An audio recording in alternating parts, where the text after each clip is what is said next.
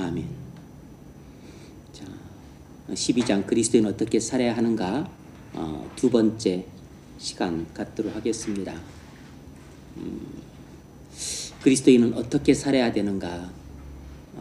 이건 중요한 문제죠. 1절에도 말씀드렸지만 인문학의 3대 주제는 결국 인간의 정체성에 관한 질문이 그 본질입니다. 나는 누구인가? 이것이 인문학의 근본 주제입니다. 나는 어디서 왔는가? 나는 어디로 가는가? 나는 어떻게 살아야 되는가? 나는 어떻게 살아야 되는가? 이 질문에 대한 대답은 어디서로부터 나오는 것이냐면 나는 누구인가? 라는 이 질문에 대한 대답으로부터 어떻게 살아야 되는가? 라는 질문에 대한 대답이 자연스럽게 나오는 것입니다. 그러니까 나는 누구인가? 이 질문은 두 가지인 거죠. 나는 어디서 왔는가? 그리고 나는 또 죽어서 어디로 가는가? 이 질문이 결국은 나는 누구인가 하는 질문이에요. 나는 침팬지에서 진화해서 사람이 되었다. 그리고 나는 죽으면 소멸된다. 이렇게 진화론적 관점에서 이야기가 시작이 되면 나는 누구인가? 인간의 그 본질에 대한 대답이 나오는 거죠. 나는 원래 이 세상에 없던 존재인데 그냥 어떻게 단백질에서 미토콘드리아가 되고 어떻게 해서 그냥 하다 보니까 요렇게 포유류가 되고 또 침팬지가 되는데 침팬지가 우리 조상이래. 그러니까 나는 원래 없었을 수도 있는데 어떻게 우연히 생겨났어. 그럼 나라고 하는 이 존재의 정체성이 모호해지는 거죠. 어디서 왔는지 나의 근본 태생이 불명하고 산속에 있는 침팬지가 내 할아버지라고 불려야 될지 그가 죽으면 제사를 지내야 될지 나는 죽으면 어디로 가는지를 몰라. 어떤 사람은 천국 간다 지옥 간다 그러고 어떤 사람은 극락 간다 지옥 간다 그러고 어떤 사람은 죽으면 아무것도 없다 그러고 뭘 믿어야 될지를 몰라. 그냥 죽으면 소멸인가? 죽으면 그걸로 끝난가? 죽으면 그걸로 끝난다. 그러면 나는 이 세상에서 어떻게 살아야 되지? 그것은 내 마음대로 살면 되는 것입니다. 왜냐하면 정답이 없기 때문에. 어디로부터도 내가 어떻게 살아야 될 것인가에 대한 그 가이드를 받을 수가 없어요. 어떻게 살아야 될 것인가에 대한 이 질문에 대한 대답을 나의 정체성이 줄 수가 없어요. 그러니까 우리는 각자 속에 있는 어른대로 살면 됩니다. 내가 옳다고 생각하는 대로 살면 되는 것이에요. 내가 살고 싶은 대로 살면 되는 것입니다. 결국 내 마음대로 살면 되는 것이에요. 그런데 나는 하나님이 나를 만드셨어. 왜냐하면 하나님을 영화롭게 하도록 하기 위해서 나를 만드셨지. 나만 그런 게 아니고 이 세상의 천지 만물은 다 하나님이 당신의 영광을 위해서 만드셨어. 그리고 나는 어디로 가는가? 나는 죽으면 이제 천국을 가든지 지옥에 가지. 나는 영원히 죽지 않아.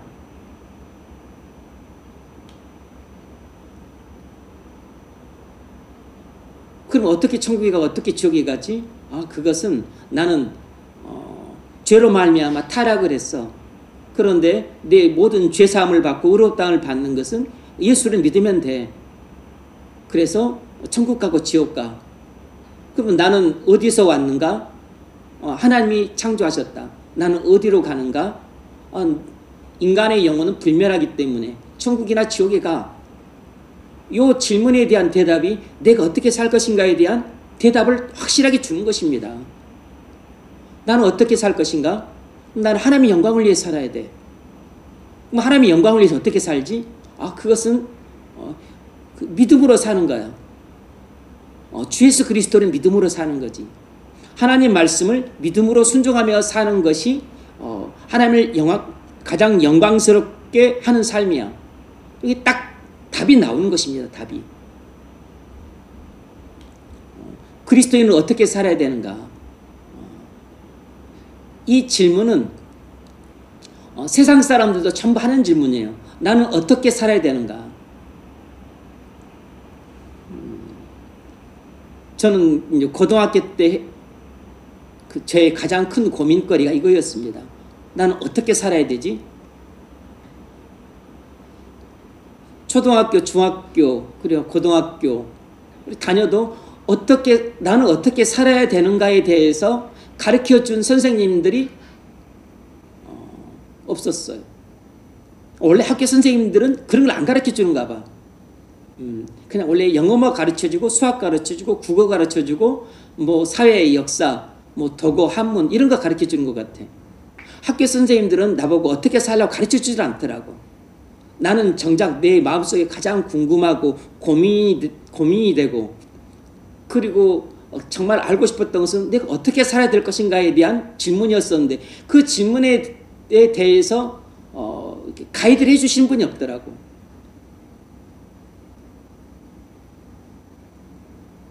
그래서 그냥 뭐 윤리 시간에나 좀 듣고 뭐 그랬던 거 그냥 주로 철학에서 답을 찾으려고 그래서 철학에서 뭐 고등학교 때 철학을 안 배웠으니까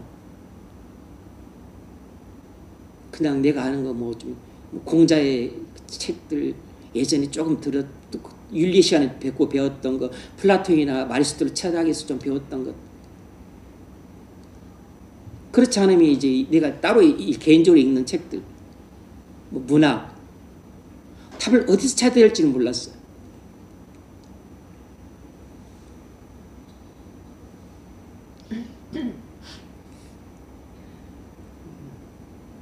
선생님들이 그런 거에 대해서 알았더라면 그냥 이제 뭐 영어 선생님이든 뭐 수학 선생님이든 역사 선생님이든 그런 것에 대해서 자기 수업하면서 간간히 조금 말을 해줬더라면 좋았을 텐데 물론 우리 수학 선생님이 아주 신실한 장로님이셔서 뭐 이제 그런 기독교적인 이야기를 하긴 하셨는데 제가 아마 믿음이 없어서 그냥 귓등으로 들었는지도 모르죠.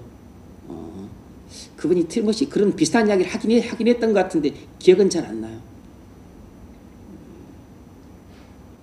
다만 이제 제가 뭐 이렇게 자극을 받거나 도전을 받거나 감동을 받았던 것은 뭐 이제 과목 선생님들이 워낙 실력이 있고 그래서 그냥 그 실력이 있어서 그냥 수업을 통해서 감동을 주시고 그래서 완전히 우리를 사로잡으시고 그러셨던 분들이 하시는 그냥 인간적인 권면들 우리 영어 선생님이 그렇게 아주 그냥 실력이 있으셨던 분이신데 또 세계사 선생님이 그렇게 실력이 있으셨던 분인데 그런 분들이 그냥 던지는 말들이 조금씩 도전이 되었을 뿐 그런 부분에 대한 가이드를 받지를 못했어요. 그리고서 이 대학에 오니까 방황을 하게 되더라고. 방황을 하게 돼. 어떻게 살아야 될지는 모르겠더라고. 그냥 술 마시고 당구 치고 연애는 할까? 뭘 해야 되지? 그래서 20대를 방황을 해버렸어. 방황. 10대 때 그런 해답을 좀 찾았다면 방황은 안 했을 텐데.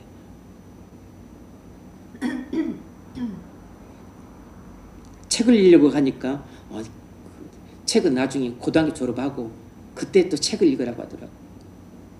그때마다 읽어야 될 책이 있는데 중학교 때 읽어야 될 책이 있고 고등학교 때 읽어야 될 책이 있는데 맨날 공부만 하래. 그래봤자 서울대도 못 갔는데.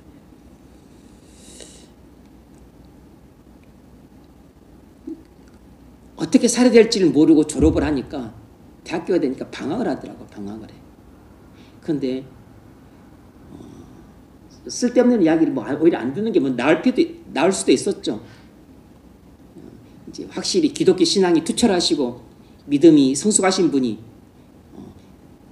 사람은 하나님이 만드셨어. 하나님을 영화롭게 하는 삶을 살아야 돼. 사람은 죽으면 지옥과 천국에 가는 거야. 이렇게 아주 간단 명료하게 말씀하시면서 어떻게 살아야 된다고 말씀해 주셨다면 그런 것들이 틀림없이 그 영향을 미쳤을 텐데 그런 성향을 거의 받지를 못했습니다. 고등학교 다닐 때 한 명도 나한테 전도를 안 했습니다. 중학교 다닐 때 한 명도 나한테 전도를 안 했어요. 전도를 한 인간이 한 명도 없었어요. 주변에 교회를 다니는 인간들은 그렇게 득식을 거렸었는데 지금도 생각하면 웃겨요. 제 가장 친한 친구 중에 한 명도 교회를 열심히 다녔고 부모님도 교사였는데 나중에 교사를 그만두시고 목사님이 되셨는데 지금 그 친구도 지금 목사예요. 근데 뭐 이제 그런 이유가 있었겠죠. 어떻게 살아야 되는가 하는 문제는 일찍부터 답을 찾아야 됩니다. 일찍부터. 그래야 방황을 안 하고 그리고 소모하는 시간을 줄여요. 그리고 그런 이야기가 좀 설득력이 있으려면 본인이 그 과목이 좀 실력이 있어야 돼. 교사라면.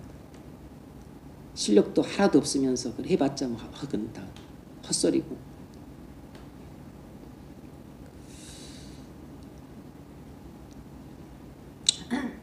그리스도인이 됐음에도 불구하고 어떻게 살아야 되는지를 모르는 사람들이 있습니다. 아직 성경에 대한 이해가 미흡한 것이죠. 진리에 대한 믿음 자체가 없는 것입니다. 그리스도인은 어떻게 살아야 되는가? 이것은 뭐 그리스도인은 누구인가? 그리스도인의 정체성에 대한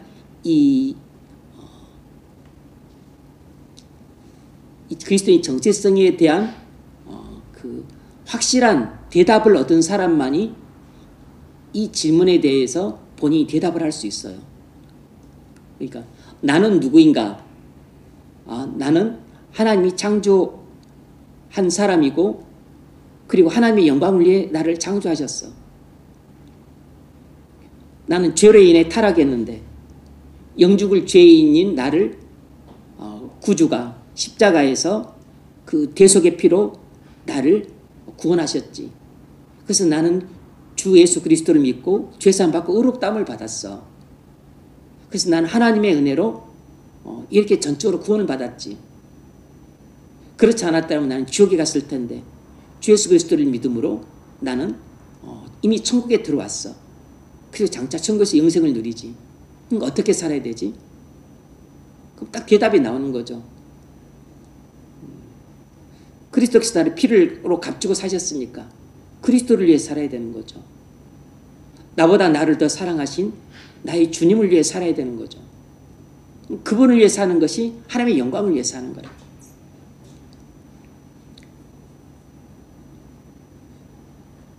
그러므로 내가 가정생활을 어떻게 해야 되는지, 내가 신앙생활을 어떻게 해야 되는지 그런 것에 대한 답이 그냥 딱 떨어지는 것입니다. 뭐 어떻게 살아야 되지? 뭐 대답이 그 100가지 1000가지가 아니고 딱 대답은 딱 나와 있는 것이에요. 구체적으로 그리스도인은 교회 생활을 어떻게 해야 되는가? 오늘 세 번째 문제만 살펴보겠습니다. 세 번째, 네 번째가 있는데 세 번째만 살펴보겠습니다. 그리스도인은 교회 생활을 어떻게 해야 되는가? 궁극적으로 그리스도인 교회 생활을 어떻게 해야 되겠어요? 하나님을 영화롭게 하도록 해야 되는 겁니다. 근본 대답이 그런 것이에요. 그러면 이제 또 나오겠죠. 하나님을 영화롭게 하는 교회 생활은 뭔가? 그게 이 구체적인 대답들입니다. 그리스도인 교회 생활을 어떻게 해야 되는가? 첫 번째로 그리스도인은 반드시 주일 성수를 해야 합니다. 그리스도인은 반드시 주일 성수를 해야 돼요. 이것이 교회 생활의 가장 중요한 첫 번째 준수사항입니다. 출애굽기 20장 8절 안식일을 기억하여 거룩하게 지키라. 엿새 동안은 힘써 네 모든 일을 행할 것이나 일곱째 날은 내 하나님 여호와의 안식일인즉 너나 내 아들이나 내 딸이나 내 남종이나 내 여종이나 내 가족이나 내 집 문 안에 머무는 객이라도 아무 일도 하지 말라. 이는 엿새 동안에 나 여호와가 하늘과 땅과 바다와 그 가운데 모든 것을 만들고 일곱째 날에 쉬었습니다. 그러므로 나 여호와가 안식일을 복되게 하여 그날을 거룩하게 하였느니라.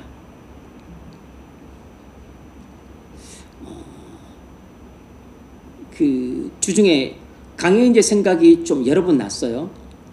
강영재가 감기가 걸려서 또 뭐죠? 그때 눈 오고 또 눈 치우고 하느라고 출근을 해서 24일, 25일 주일과 성탄절 예배를 참석 못했어요. 그리고 또 그 다음 주일에는 31일, 1월 1일은 또 독감에 걸려서 또 참석을 못했어요. 본인 의사와 관계없이 본의 아니게 주일을 2번이나 빠지게 되었습니다. 출근과 감기로. 또 성탄절 예배와 신예배를 빠지게 되었어요. 본인은 걱정을 했는지 모르겠는데 나는 걱정이 되더라고.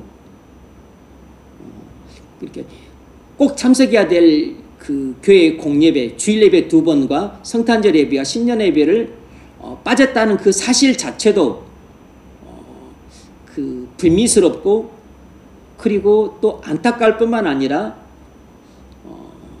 그 자체로도 문제가 돼요. 제가 예전에 이런 말씀 하셨던 거 기억나나요? 주일 예배를 한 번 빠지면 그것이 아무것도 아닌 것처럼 생각되지만 그 한 주간의 삶을 살아갈 때 우리 마음을 얼마나 공허하게 만든지 모릅니다. 주일을 한 번 안 지킨다고 하는 것이 내 마음을 확실하게 느낄 정도로 황량하게 만들어요. 주일 한 번 안 지켰는데 마치 한 석 달 동안 비가 안 내리는 것처럼 마음을 그렇게 건조하게 만들어 버립니다. 그런데 벌써 주일을 2번이나 본의 아니게 빠지게 됐고 성탄절 예배와 신년 예배까지 빠졌어요. 그러면 그 효과는 예를 들면 석 달, 6달 동안 비가 안 온 게 아니고 그리고 연거푸 되게 되면 이제 그게 증폭이 돼가지고 마치 6달 이상 마치 1년 동안이나 비가 안 오는 땅처럼 메마르게 됩니다. 심령이 메마르게 돼요. 그렇게 되면 이제 그 다음 주일에 참석하는 예배 또 다른 그 모든 신앙 활동에도 나쁜 영향을 미칩니다. 그래서 예배를 빠졌다는 사실도 염려가 되었지만 그것이 나중에 미치게 될 나쁜 영향과 후폭풍이 잠옷 걱정이 되더라고요. 그런데 이것은 우리 형제뿐만 아니고 누가 그런 상황에 처해도 마찬가지예요.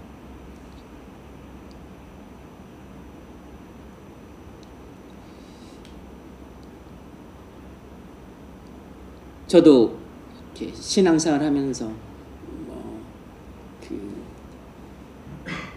제 기억으로는 주일 예배에 빠져본 적은 없는 것 같은데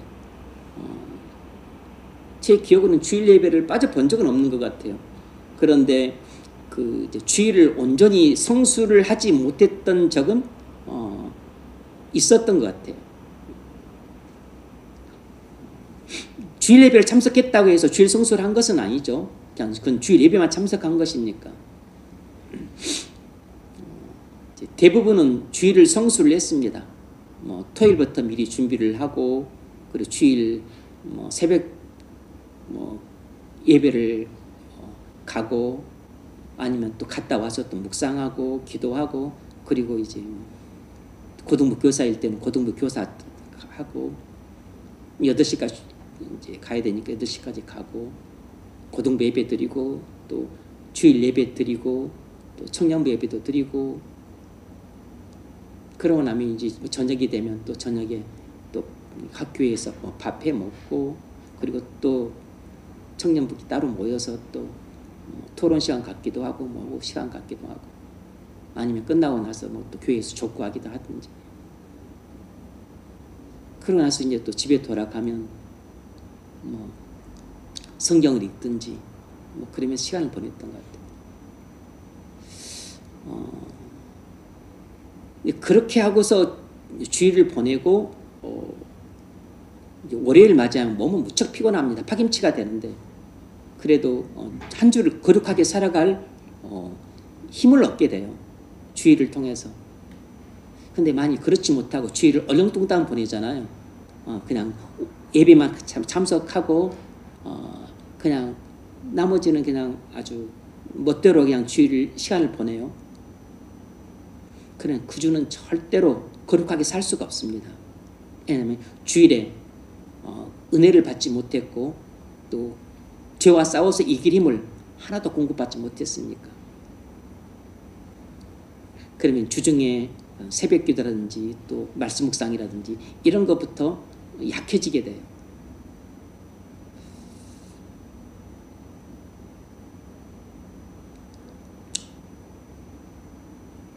많은 사람들이 주일 성수 그러면 좀 고리타분한 이야기로 듣는 사람이 있을지 모르겠습니다.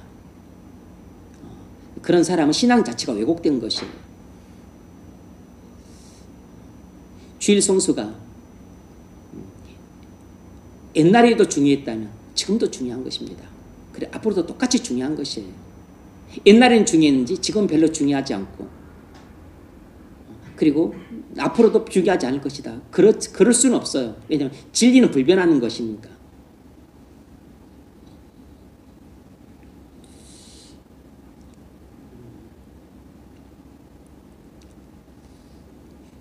우리 신앙이 언제부터 타락을 하냐면 주일 성수가 무너지면서부터 타락을 하는 것입니다. 우리가 언제 죄 가운데 빠지게 되냐면 죄 가운데 빠지게 된 가장 확실한 조짐은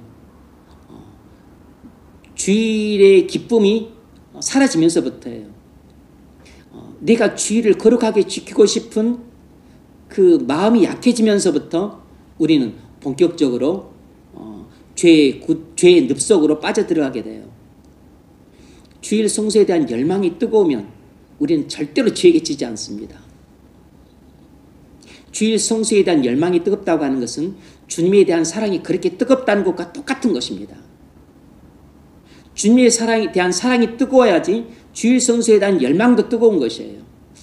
그것은 거룩하게 살고자 하는 그 열정이 뜨겁다는 것과 같은 것이에요. 그래서 기도를 주일 새벽에도 이렇게 막 기도를 하고 묵상을 하고 기도를 하고 또 성경도 읽고 평일보다 또 성경도 뭐 2배를 더 읽고 막 그런 막 의욕이 솟구치는 것입니다. 그런데 등 떠밀려 가지고 주일 성수는 할 수 없어요. 의무감을 갖고는 주일 성수는 절대 할 수 없습니다. 왜냐하면 주일 성수는 하나님을 사랑하는 마음에서 본인이 자원해서 자발적으로 그리고 적극적으로 하는 것이지 목사님이 가르쳐가지고 이렇게는 할 수 없는 것이에요. 그래서 제가 여러분들한테 할 수 있는 것은 주일 성수를 반드시 해야 되고 주일 성수는 우리의 모든 신앙생활의 중추고 교회 생활의 근간이 된다고 하는 것을 제가 강조를 할 뿐 여러분들에게 주일 성수를 할 수 있게 만들 수는 없어요. 주일 성수는 그냥 하나님의 사랑이 뜨거울 때 우리 마음속에서 자원해서 나오는 것입니다. 아무리 가르쳐도 하나님에 대한 사랑이 식어 빠져 있으면 주일 성수 안 합니다.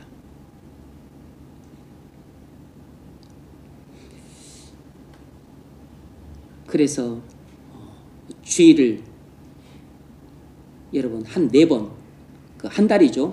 한 4번만 빠지면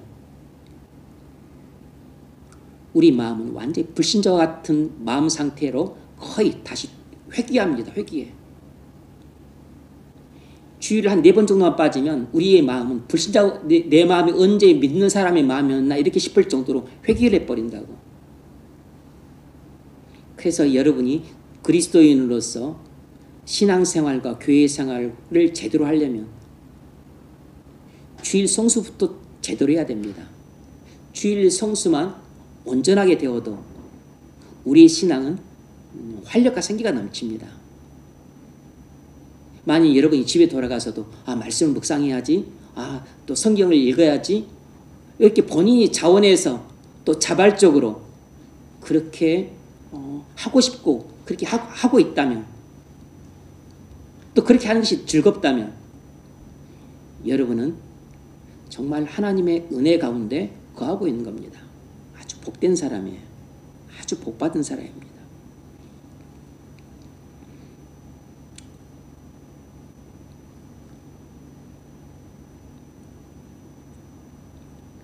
주일 성수가 무너진 사람은 이미 신앙 자체가 무너진 사람이에요. 더 이상 물을 것이 없어요. 물을 필요가 없습니다.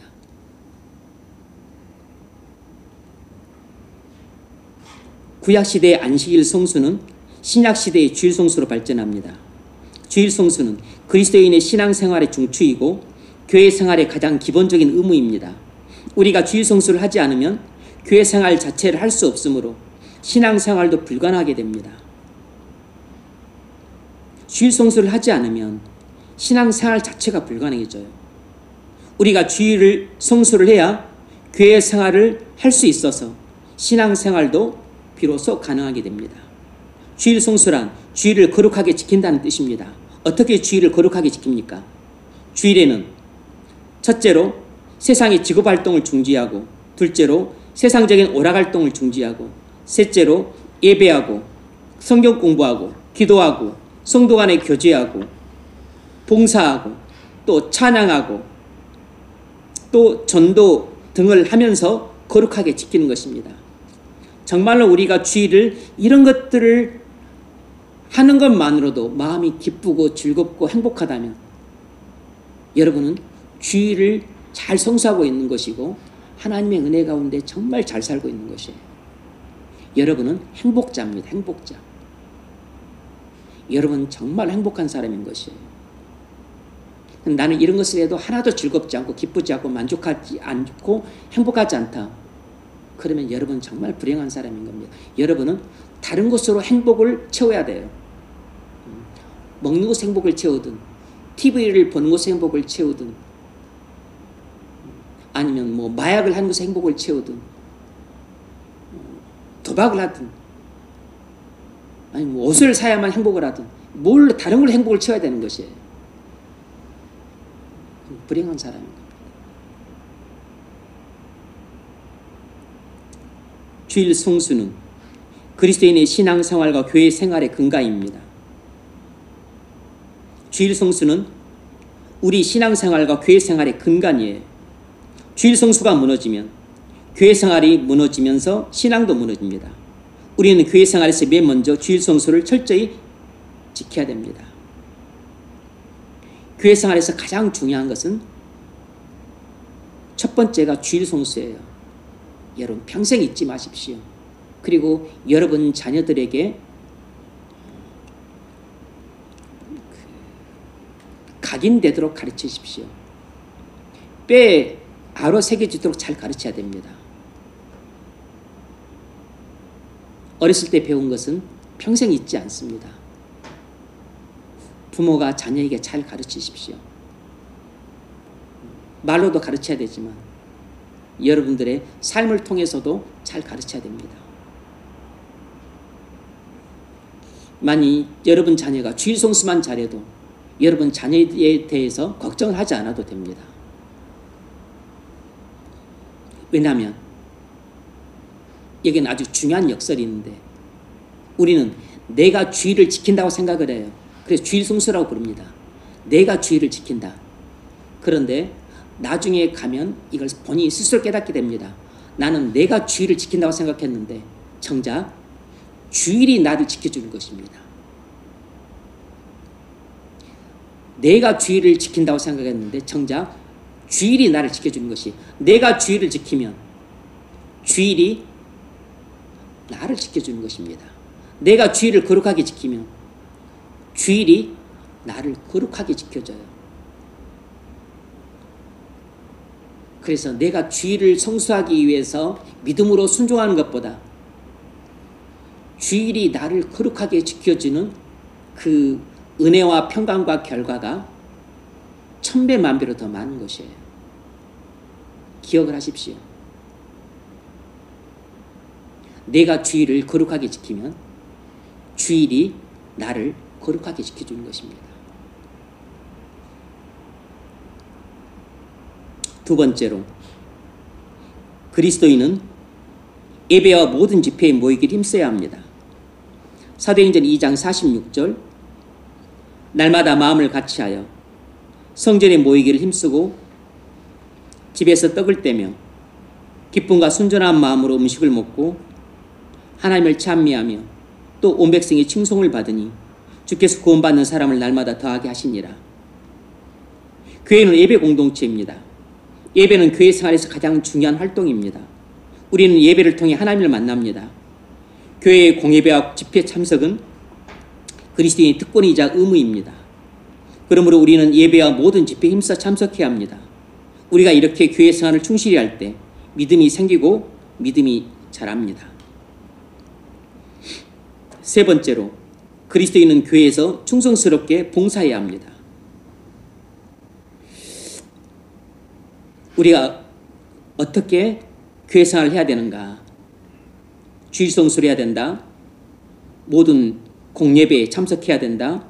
세 번째는 충성스럽게 봉사해야 한다는 것입니다.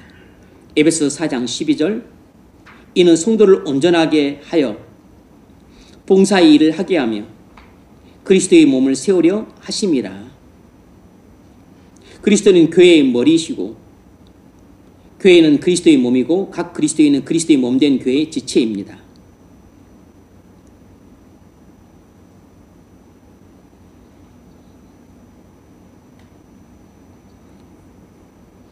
이것은 그리스도께서 교회에 사도와 선지자와 복음 전환자, 목사와 교사를 세우신 목적입니다.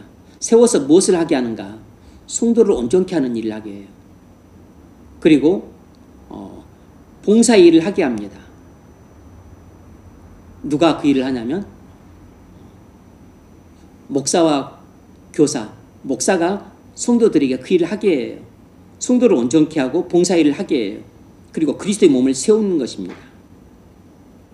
그래서 모든 성도는 목사이자 교사인 감독의 지도를 받아서 주님의 몸된 교회를 위해서 봉사 일을 해야 되는 것이에요.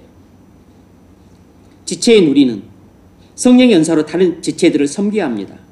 지체들이 다른 지체들을 사랑으로 섬길 때 교회는 그리스도의 몸으로서 건강하게 됩니다. 우리가 교회의 머리 되신 그리스도의 사명 주심을 따라 교회에서 자원하는 마음으로 즐거이 봉사할 때 교회는 활력과 생기가 넘치게 됩니다. 네 번째로, 그리스도인은 즐거운 마음으로 봉헌 생활을 해야 합니다. 고린도후서 9장 7절, 각각 그 마음에 정한 대로 할 것이요 인색함으로나 억지로 하지 말지니 하나님은 즐겨내는 자를 사랑하시느니라. 봉헌이란 하나님께로부터 받은 은혜에 감사하여 하나님께 예물을 바치는 것입니다.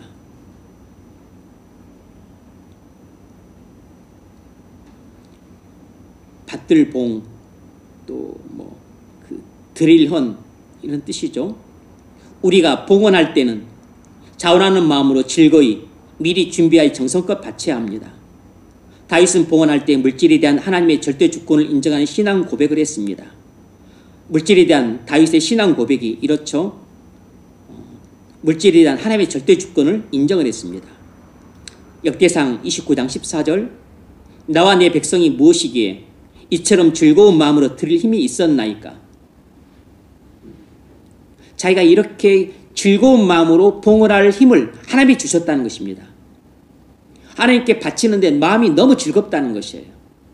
그런데 이 즐거운 마음은 하나님이 주셨다는 것입니다. 모든 것이 주께로 말미암아 싸우니 우리가 주의 손에서 받은 것으로 주께 드렸을 뿐입니다. 이것은 만사 만물이다 하나님의 절대 주권을 가리키죠. 모든 것이 주께로 말미암았사오니 만물이 주에게서 나오고 주로 말미암고 주에게로 돌아감이라. 영광이 이게 세세토록 있을지어다. 로마서 11장 36절 말씀. 만물이 주에게서 나오고 주로 말미암고 주에게로 돌아감이라. 하나님에 대한 만사 만물에 대한 절대 주권입니다. 모든 것이 주께로 말미암았사오니 만사 만물에 대한 절대 주권이에요. 물질도 그렇다는 것입니다. 우리 지금 내 손에 있는 모든 물질, 돈, 집, 차, 모든 재물, 땅, 부동산, 이것들이 전부 하나님이 내게 주신 것들이라는 것이에요. 우리가 주의 손에서 받은 것으로 주께 드렸을 뿐입니다. 우리가 주의 손에서 받은 것으로 나의 물질에 대한 하나님의 절대 주권을 다윗이 인정하고 있는 것이에요. 하나님이 내게 주신 것 중에서 내가 일부만 드렸을 뿐입니다. 그래서 하나도 아깝지 않다는 것입니다. 그래서 즐거운 마음으로 드릴 수 있다는 것이에요. 왜냐하면 하나님이 내게 모든 것을 주셨는데 난 그 모든 것 중에서 일부를 드리니까 즐거운 마음으로 드릴 수 있다는 것이에요. 우리도 평소에 나의 모든 물질에 대한 절대 주권이, 나의 모든 물질에 대한 절대 주권이 하나님께 있음을 신앙 고백하고 살아야 봉헌할 때도 선한 청지기 심정으로 주인의 뜻을 따라 봉헌할 수 있습니다.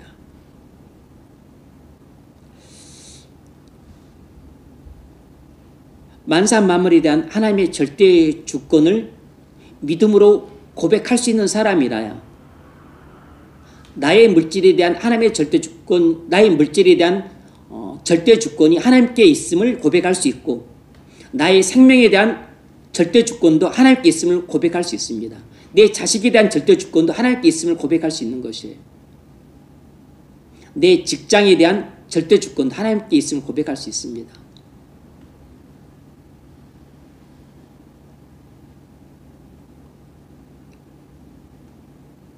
하나님의 절대, 만사 만물에 하나님의 절대 주권을 인정하는 것이, 그것이 신앙이죠.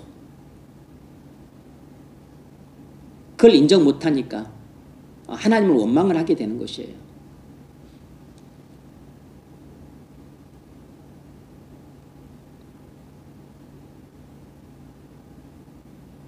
봉헌은 우리의 마음이 누구를 사랑하는가를 보여주는 확실한 증표입니다.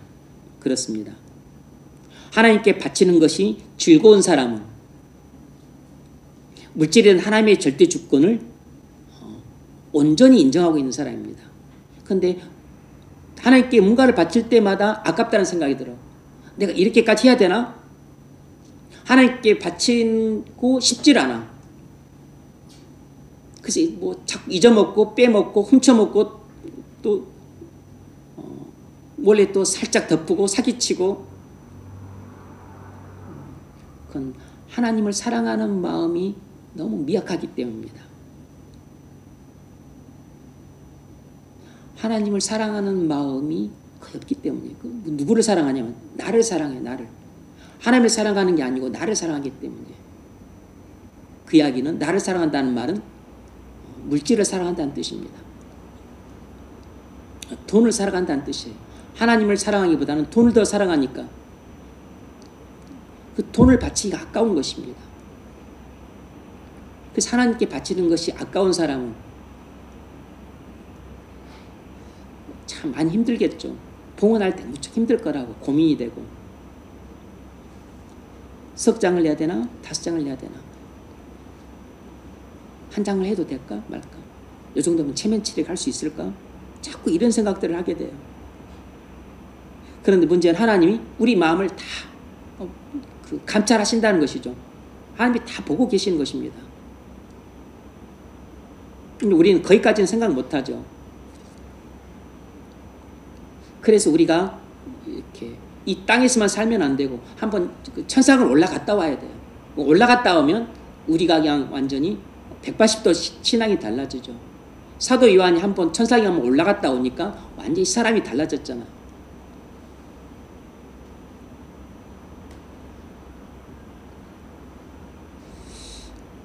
하늘에 올라가지 못하면, 하늘의 영광을 우리가 못 보면 우리는 맨날 이 땅의 영광만 보게 됩니다.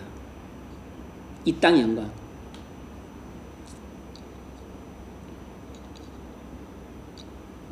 야구선수 추신수는 텍사스에 아주 그냥 어마어마한 대저택을 소유하고 있더라고요. 돈 벌어서 뭐에 쓰겠습니까? 그런 데 쓰겠지. 비욘세와 그 남편은 2,800억짜리 집을 작년에 샀다 그래요. 2,800이면 2억 달러가 좀 넘죠. 미국에서도 그 5고락 안에 드는 비싼 집이라고 하더라고. 2,800억. 그런 게 세상의 영광인 거죠. 여러분, 방이 몇 개인지도 셀 수 없고 화장실이 몇 개인지도 셀 수가 없고 어디서부터 어디까지가 내 집인지 그 구역도 잘 모를 거라고. 근데 사람은 자신의 영광을 위해서 그런 집을 살아요. 그런 집을 삽니다. 그런 집에 사는 것을 자랑이라 생각하고 행복이라 생각하고 영광이라 생각을 해요. 그게 이 땅의 영광입니다. 그런데 여러분, 그렇게 언제까지 살겠습니까? 몇 년을 살죠? 100년은 못 삽니다. 100년. 그럼 100년 뒤에는 어떻게 할 건데요? 죽어서 어디로 가는데? 거기까지는 생각을 안 하는 것입니다. 그러니까 어떻게 살 것인가에 대한 해답을 못 찾은 채 이 사람들은 살고 있는 것이에요. 그냥 아주 유명 스타니까, 돈은 떼거지로 벌고 있으니까 그냥 가만히 숨만 쉬어도 돈이 들어와요. 그런 사람들은 음반 저작권 때문에 숨만 쉬고 있어도 들어오는 겁니다. 나는 누군가에 대한 대답을 못 찾았기 때문에 어떻게 살 것인가에 대한 해답을 못 찾은 사람들이에요.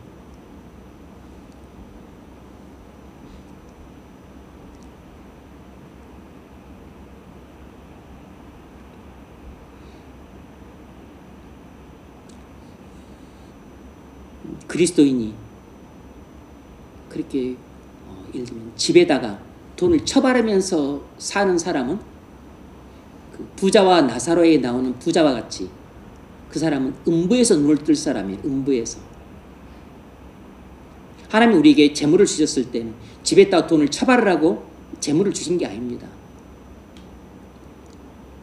영혼 구원을 위해서 전도와 선교를 해서 쓰든지 가난한 자를 돕고 또 형편 어려운 곳, 과부나 고아나 또 뭐 외국인이나 나그네나 장애인이나 어려운 가운데 있는 사람들을 구제하고 살리고, 그리고 또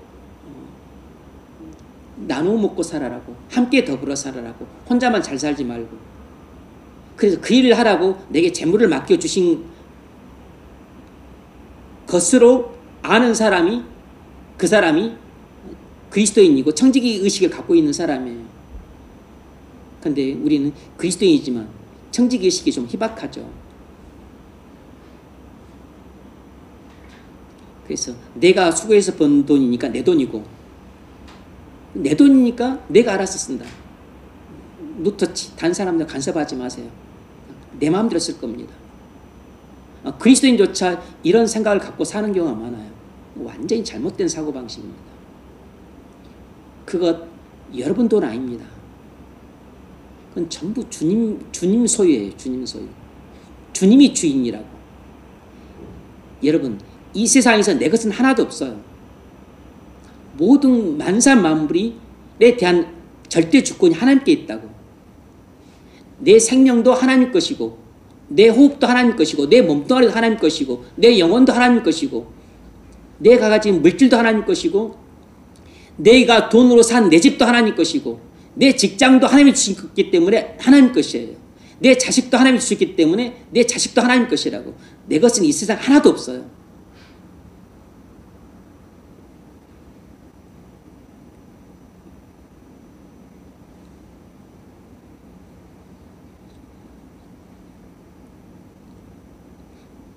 봉헌은 우리의 마음이 누구를 사랑하는가를 보여주는 확실한 증표입니다.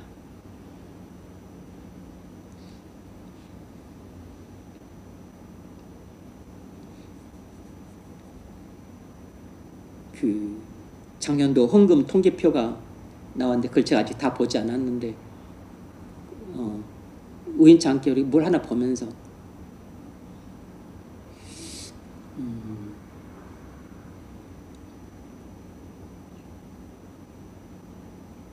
신앙생활이 무너지고 너무 참 위태롭게 신앙생활한다.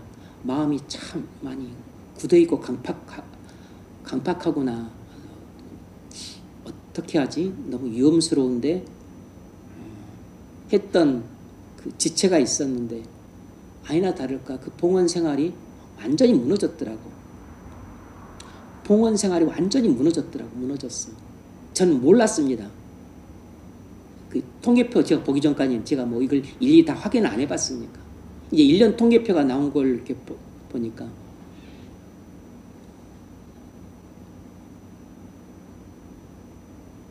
그래서 이 친구가 상태가 이렇게 해서 또 중요한 결정을 내릴 때 하나님의 말씀과 성령의 인도를 따라 하지 않고 이렇게 그냥 본인의 그냥 생각을 따라 결정을 했구나. 이해가 되더라고. 이해가 돼. 봉헌 생활 자체가 완전히 무너졌더라고.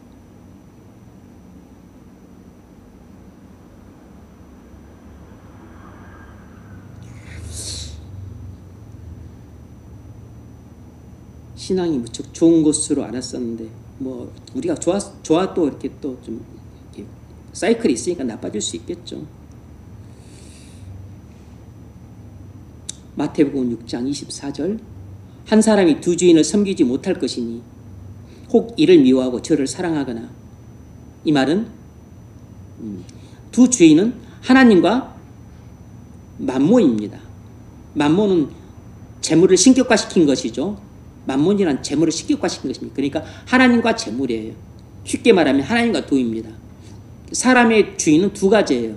하나님이 주인이든 돈이 주인이든 두 주인을 섬기지 못한다는 것입니다. 내 주인은 하나밖에 없어요. 하나님이 내 주인이면 돈이 내 주인이 아니에요. 그런데 하나님이 내 주인이 아니면 돈이 내 주인인 것입니다.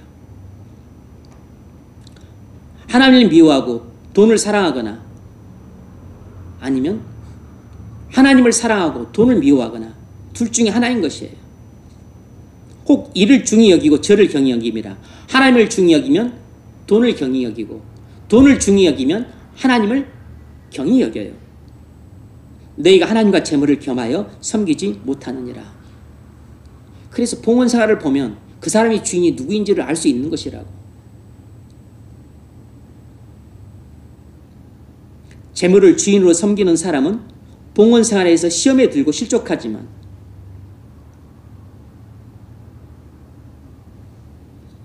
재물을 주인으로 섬기는 사람은 봉헌 생활에서 시험에 들고 실족하지만 하나님을 주인으로 섬기는 사람은 사랑하는 마음으로 봉헌 생활을 하기 때문에 즐거움이 배가 됩니다.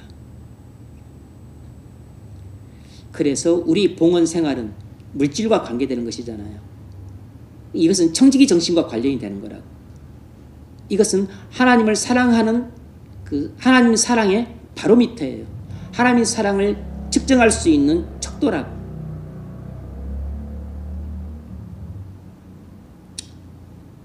마지막 5번째, 그리스도인은 빚진 마음으로 전도 생활을 해야 합니다. 그리스도인은 어떻게 살아야 되는가? 주일 성수해야 된다. 모든 공예배에 참석해야 된다. 그리고 충성스럽게 봉사해야 된다. 그리고 즐거운 마음으로 봉헌생활을 해야 된다. 5번째로 빚진 마음으로 전도생활을 해야 한다는 것입니다. 로마서 1장 14절 헬라인이나 야만인이나 지혜 있는 자나 어리석은 자에게 다 내가 빚진 자라. 그러므로 나는 할 수 있는 대로 로마에 있는 너에게도 복음 전하기를 원하노라. 왜 바울이 빚진 자라고 하죠? 이방인의 사도로 부분을 받았으니까 빚진 자인 거죠. 하나님이 바울을 지옥에 안 보내시고 이렇게 구주의 피로 구속하셔서 사도로 삼으신 그 목적이 뭐예요? 이방인 전도를 위해서입니다. 그러니까 이방인에게 사도 바울은 빚진 자인 것입니다.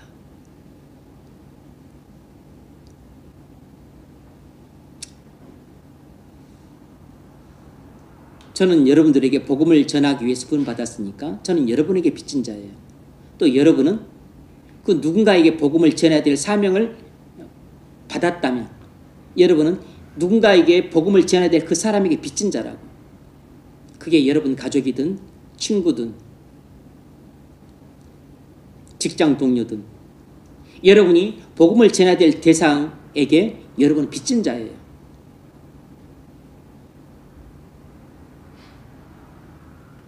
내가 빚진 자라. 그러므로 나는 할 수 있는 대로 로마에 있는 너에게도 복음 전하기를 원하노라. 우리는 그리스도의 은혜로 구원받아 하나님의 자녀가 되었습니다. 우리는 그리스도의 은혜에 빚진 자입니다. 전도는 내가 받은 은혜를 남들에게 전하는 것입니다. 구원받은 우리의 사명은 전도하여 영혼을 구원하는 것입니다. 사람들을 그리스도께로 인도하는 것보다 더 중요하고 가치 있는 일은 없습니다. 전도는 주님을 가장 기쁘시게 하는 일입니다. 요점 정리. 그리스도인은 교회 생활을 충실히 할 때 믿음이 자란다는 것입니다.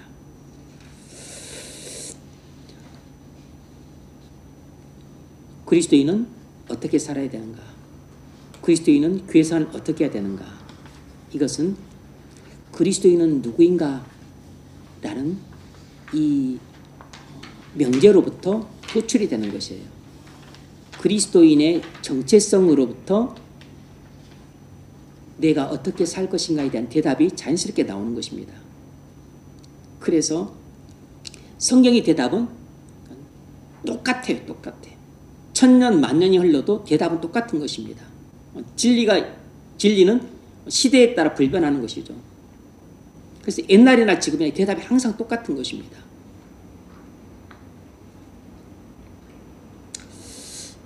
우리가 이렇게 교회 생활 하시는 2024년도 새해가 되시기를 주의 이름으로 축원합니다.